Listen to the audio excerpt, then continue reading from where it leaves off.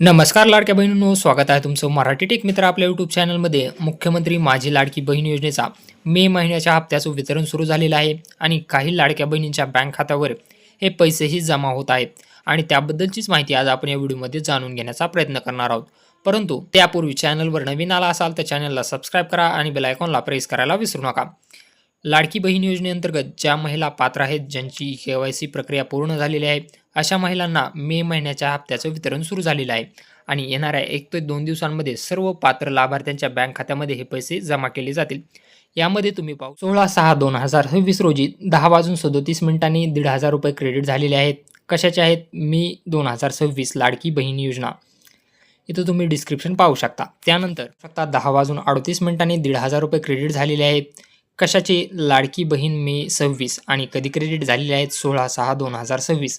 आता कमेंट बॉक्समध्ये नक्की सांगा की तुमचे पैसे जमा झाले का आणि तुमचा जिल्हा कुठला.